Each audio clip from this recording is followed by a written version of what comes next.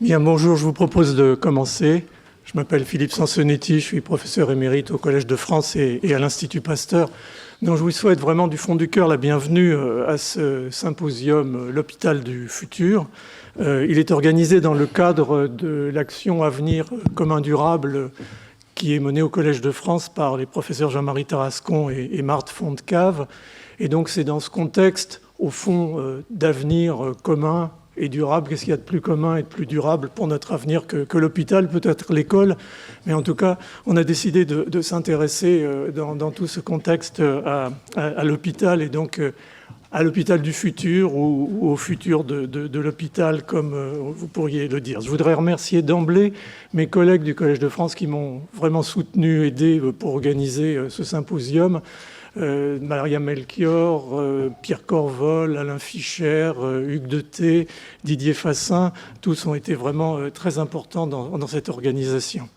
Alors on sait que les Français sont très attachés au modèle de leur hôpital public, sont parfois inquiets sur son avenir, et on s'est dit que c'était dans le rôle et dans la vocation au fond et l'histoire du Collège de France d'informer nos concitoyens, d'informer nos auditeurs sur, au fond, la problématique complexe et sensible de ce qu'est et de ce que sera notre hôpital.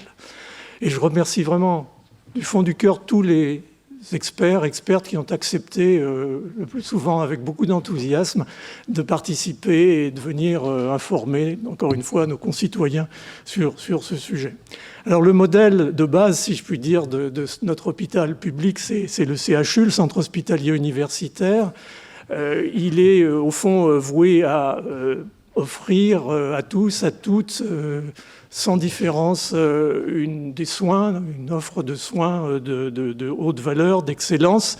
Il le doit en particulier à sa proximité avec la recherche fondamentale, recherche clinique, mais aussi de former des personnels d'excellence pour le soin. Et bien sûr, c'est dans sa vocation puisqu'il est par statut universitaire. Donc cet hôpital, on le regardera de façon critique, mais aussi bien sûr constructive au cours de ce symposium. C'est à la fois ça, l'esprit, mais c'est aussi de lui rendre un hommage à la fois à l'institution hospitalière, à son personnel.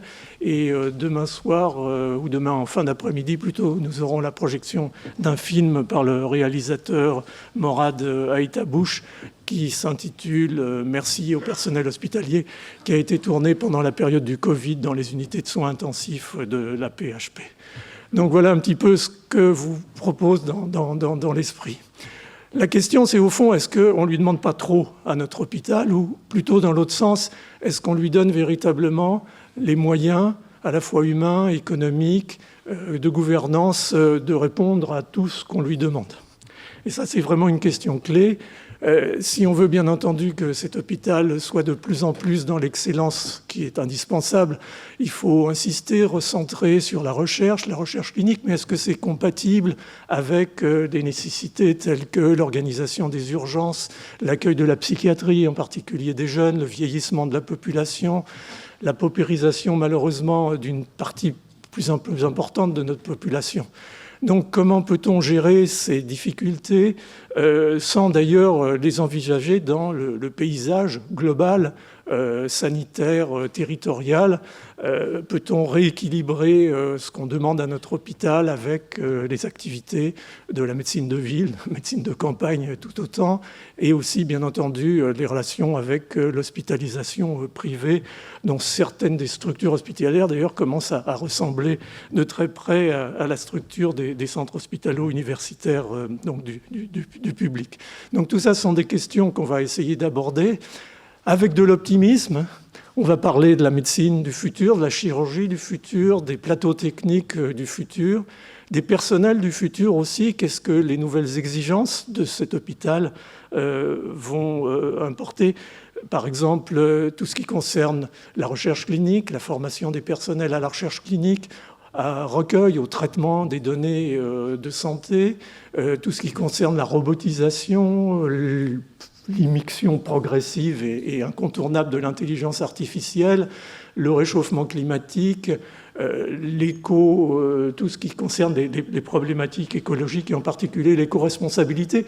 Tout ça, ça va être de nouvelles charges, mais c'est aussi des opportunités de nouveaux plans de carrière. Donc voilà en gros ce que je voulais vous présenter comme paysage global de ce symposium, sans oublier de terminer demain en fin d'après-midi par une question cruciale qui est, au fond, qu'est-ce qu'en pensent les patients de ce projet de l'hôpital du futur, et ce serait intéressant d'entendre des avis.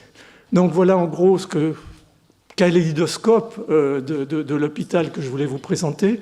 Sur le plan pratique, nous avons décidé de ne pas avoir de questions immédiates après chaque présentation, mais de tenir à la fin de la session, pendant 10 minutes, un quart d'heure, une petite table ronde avec les 2 ou 3 orateurs, donc je leur demanderai de revenir et de s'installer de manière à échanger, bien entendu, avec nos auditeurs. Il y a une retransmission possible dans un autre amphithéâtre si nécessaire. Ce programme sera disponible sur le site web du Collège de France à partir de demain, très, très probablement.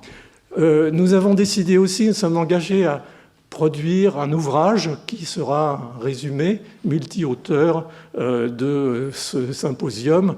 Donc les consignes ou demandes ont été données aux orateurs de produire un document qui nous permettra de mettre en place cet ouvrage. Et puis, je ne peux pas terminer cette introduction rapide, j'espère, sans vous présenter une personne qui est Benjamin Campèche. Benjamin est le chargé de mission pour le programme Avenir commun durable. Il est ingénieur chimiste et je peux résumer la situation en dire que si Benjamin n'avait pas été là, nous ne serions pas là pour cette journée ou ces 2 journées de symposium. Donc merci Benjamin pour ta collaboration à la fois efficace et très sympathique. Donc merci d'être là, encore une fois, et on va commencer tout de suite la première session avec le professeur Laurent Degausse. On est sur quelque chose qui est la vision de l'hôpital du futur dans le passé et l'hôpital du futur véritablement dans notre avenir à tous. Et donc Laurent Degausse est professeur émérite d'hématologie à l'université Paris-Cité. Il a une grande carrière d'hématologue, à la fois clinicien et chercheur dans le domaine des leucémies, mais aussi et beaucoup dans le domaine de l'immunogénétique, des systèmes d'histocompatibilité. Il est membre, ou il a été membre de nombreuses sociétés, à la fois nationales et internationales dans ces domaines. Et puis surtout, Laurent est une personne qui s'est toujours intéressée et a été extrêmement actif dans l'organisation avec une vision des problématiques de santé. Pour prendre un seul exemple, c'est lui qui, en 2005, a créé la Haute Autorité de Santé et a été son premier président. Donc, on a pensé que nous n'avions pas de meilleur possible orateur que Laurent pour nous donner une vision, finalement, de ce qu'a été l'organisation de ce système hospitalier depuis la loi Debré en 1958 jusqu'au Ségur de la santé en 2021. Laurent, la place est à toi et merci encore. Laurent est membre correspondant de l'Académie des sciences et on a la chance de pouvoir travailler ensemble assez régulièrement.